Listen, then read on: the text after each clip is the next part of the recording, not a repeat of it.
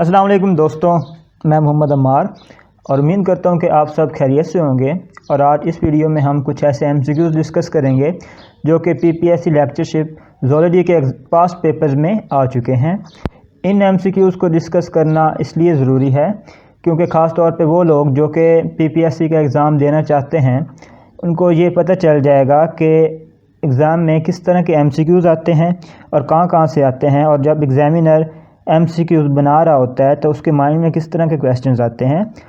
Mostly जो exam में MCQs आते हैं उनका लिंक पास्ट पेपर के क्वेश्चन से ज़रूर होता है। समटाइम कुछ क्वेश्चन रिपीट हो जाते हैं एज सच, और समटाइम उनका लिंक होता है या वो मिलते जुलते ही आते हैं। तो यहाँ हम सिर्फ वो क्वेश्चन ही नहीं देखेंगे या सिर्फ उनके आंसर को नहीं देखेंगे, बल्कि हर एक ऑप्शन को भी डिस्कस करेंगे और क्वेश्चन को भी डिस्कस करेंगे। इससे पहले अभी तक अगर आपने मेरा चैनल सब्सक्राइब नहीं किया तो उसको सब्सक्राइब कर दें और साथ में मौजूद बेल आइकन पर क्लिक कर दें ताकि हर आने वाली वीडियो का नोटिफिकेशन आपको मिल जाए। तो सबसे पहला क्वेश्चन देखते हैं कि the first terrestrial tetrapod was probably the Ichthyostega, amniote, coelacanth and the leptocephalan. सबसे पहला tetrapod, tetra mean 4 and pod mean feet, जिसकी 4 टांगे हों, वो कौन सा ऑर्गेनिज्म था जो कि टेट्रापोड था और फर्स्ट टेरेस्ट्रियल था।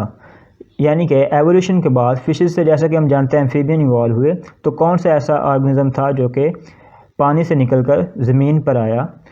तो सबसे पहला ऑप्शन है इक्थोस्टेगा। ये एम्फीबियंस हैं जो कि फिशेस से इवॉल्व हुए और ये डिवोनियन पीरियड तकरीबन 400 मिलियन ईयर्स अगो तब ये जाके इवॉल्व हुए, और ये वो पहले ऑर्गेनिजम्स हैं जो कि लैंड पे आए। उसके बाद हम देखते हैं कि ऑप्शन बी, एमनियोट्स। एमनियोट्स ये वो ऑर्गेनिजम्स हैं जो कि मेम्ब्रेन सराउंडिंग फीटस रखते हैं, जिसमें रेप्टाइल्स, बर्ड्स और मैमल्स आ जाते हैं। और रेप्टाइल्स, बर्ड्स और मैमल्स से पहले हमें पता है चूँकि एम्फीबियंस आए थे, लिहाजा ये ऑप्शन नहीं होगा। ऑप्शन सी, सीलाकैंथ, ये फ़िशेस का ऑर्डर है। फ़िशेस हमें पता है चूँकि पानी में रहती हैं और लैंड पे अभी तक नहीं आई, इसके अलावा टेट्रापोड भी नहीं है, तो ये भी ऑप्शन नहीं है। इसके बाद लास्ट ऑप्शन है लेप्टोसिफेलन। ये ईल फिशेस है, उनको कहते हैं, उससे रिलेटेड ये टर्म है, तो ये ऑप्शन भी नहीं है। तो लिहाजा हमारा करेक्ट ऑप्शन जो है वो ए है, द इक्थोस्टेगा। दूसरा क्वेश्चन है which of the following phyla of animals is exclusively marine. यहाँ पे अब टर्म यूज़ हुई है exclusively marine. Option A Protozoa, option B Porifera, option C Echinodermata and option D Mollusca. Protozoa जो हैं वो, सबसे पहले मैं बता दूं कि एक्सक्लूसिवली मैरीन का मतलब ये है कि जो कम्प्लीटली तौर पर मैरीन में ही, मैरीन इन्वायरमेंट में रहते हैं। तो ऑप्शन ए जो प्रोटोजोआ है उसमें वो प्रोटोजोआ फ्रेश वाटर और मैरीन दोनों में रहते हैं। और पोरिफेरा जो है इसकी तकरीबन 5 से 10,000 स्पीशीज़ पाई जाती हैं। ज़्यादातर ये मैरीन में रहते हैं, लेकिन चंद एक जो है इसकी फ्रेश वाटर में भी रहते हैं। ऑप्शन सी क्या है, इकाइनोडर्मेटा। इकाइनोडर्मेटा वो हैं जो एक्सक्लूसिवली मैरीन है, तमाम के तमाम मैरीन इन्वायरमेंट में रहते हैं। इसके अलावा ऑप्शन डी है मोलस्का। मोलस्का मैरीन में भी रहते हैं, फ्रेश वाटर में भी रहते हैं और टेरेस्ट्रियल हैबिटेट में भी रहते हैं।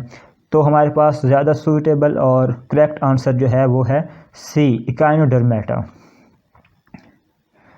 इसके बाद थर्ड क्वेश्चन है the Sertoli cells are found in liver, seminiferous tubule, pancreas and gut.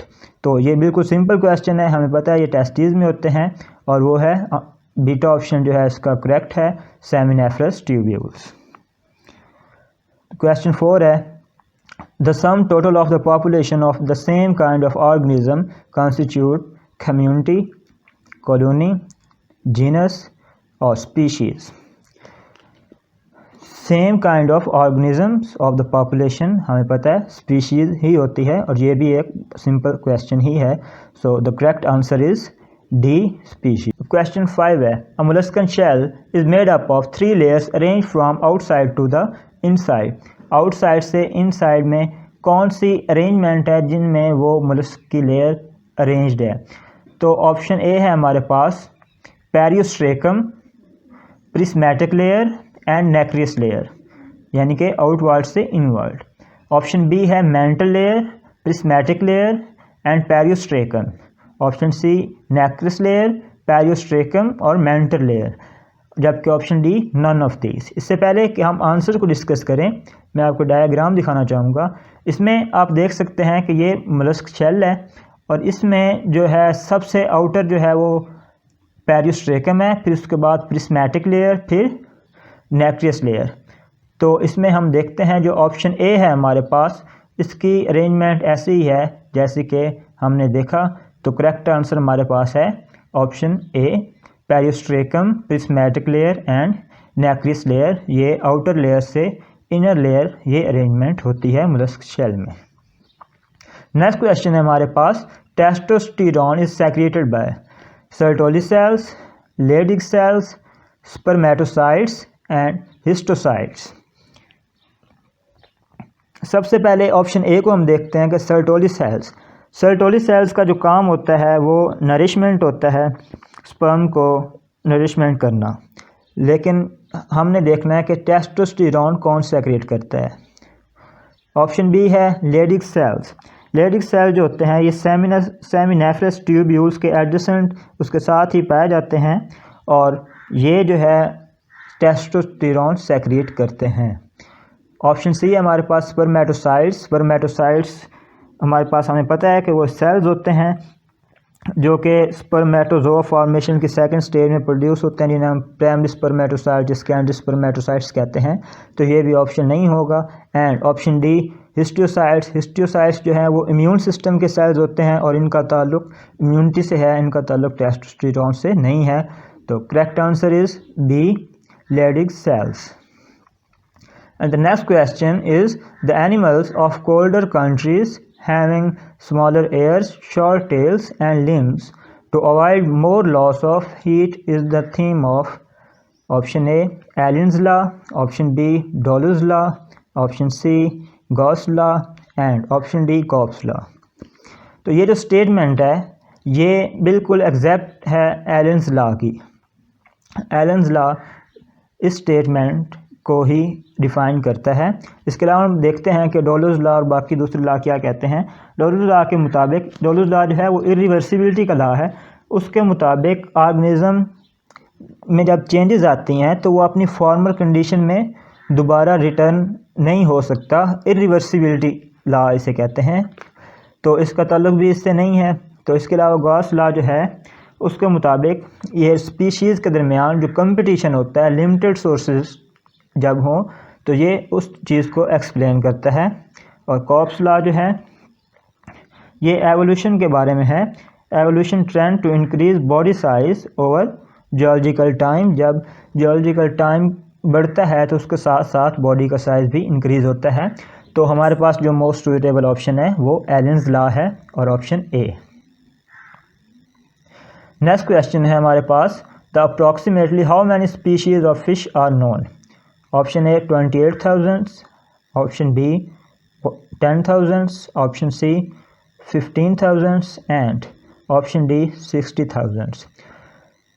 तो अभी तक एग्जैक्ट जो है स्पीशीज़ की तादाद ये मालूम नहीं है फिशेस की वर्ल्ड में, लेकिन ये राउंड अबाउट है 30,000 के। कहीं पे 33,000 लिखी गई है, कहीं पे 28 भी लिखी गई है। और हम जो यहाँ पे मोस्ट सूटेबल ऑप्शन हमारे पास है वो 28,000 है और वो है ए। तो करेक्ट आंसर इज़ ए, 28,000। इसके बाद नेक्स्ट क्वेश्चन है, Lamarck's theory of organic evolution is based upon option A effect of environment, option B use and disuse of body parts, option C inheritance of acquired characters and option D all of these. Lamarckism जिसे हम कहते हैं या inheritance of acquired character वो theory है जिसमें लमार्क्स ने कहा कि ऑर्गेनिज्म की लाइफ के दौरान जो चेंजेस आती हैं वो चेंजेस आगे नेक्स्ट जनरेशन में ट्रांसफ़र हो जाती हैं। तो ऑप्शन ए जो है इफ़ेक्ट ऑफ एनवायरनमेंट, और वो जो चेंजेस होते हैं एनवायरनमेंट में चेंजेस की वजह से ही आती हैं, लिहाजा ये भी ऑप्शन जो है एक सूटेबल लग रहा है। ऑप्शन बी क्या है, use and disuse of body parts. ये भी उसी की थ्योरी से रिलेटेड है कि अगर कोई ऑर्गेनिज्म बॉडी पार्ट्स को ज़्यादा यूज़ करेगा, ज़्यादा स्ट्रॉन्ग हो जाएंगे वो, और अगर कम यूज़ करेगा तो वो डिजेनरेट हो जाएंगे। And third, inheritance of acquired characters, के जो चेंजेस ऑर्गेनिज्म में उसकी लाइफ के दौरान आती हैं वो चेंजेस आगे उसकी जनरेशन में ट्रांसफ़र हो जाती हैं। सो ये तीनों पॉइंट्स जो हैं ये लेमास थ्योरी ऑफ एवोल्यूशन को सपोर्ट करते हैं, उसी के पास्टुलेट हैं। और हमारे पास जो करेक्ट आंसर है इसका वो डी है, ऑल ऑफ दीज। इसके बाद लास्ट क्वेश्चन हम देखते हैं, the myxoedema in adults is cause due to hyperthyroidism, deficiency of thyroid hormone, overproduction of PTH, the parathyroid hormone, और the deficiency of parathyroid hormone। मैक्सोडीमा वो कंडीशन है जिसमें स्किन मुख्तलिफ जगह से उसमें स्वेलिंग आ जाती है, तो ये थायराइड हार्मोन्स की डेफिशिएंसी की वजह से ही होती है। तो जो हमारे पास करेक्ट आंसर है इसका वो है B, deficiency of thyroid hormones. तो फ्रेंड्स, यहाँ तक थी आज की वीडियो जिसमें हमने 10 MCQs डिस्कस किए जो कि पास पेपर से थे। उम्मीद करता हूँ कि ये वीडियो आपको पसंद आई होगी।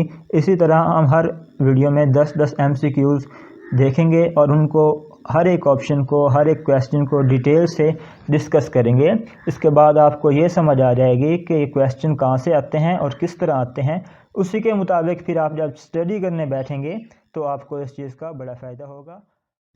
इसके अलावा अगर आपके माइंड में कोई कन्फ्यूजन है या कोई क्वेश्चन समझ नहीं आया या किसी ऑप्शन की समझ नहीं आई तो आप कमेंट में पूछ सकते हैं। इंशाल्लाह मैं आपको उस चीज़ से रिलेटेड गाइड कर दूँगा। Thank you so much.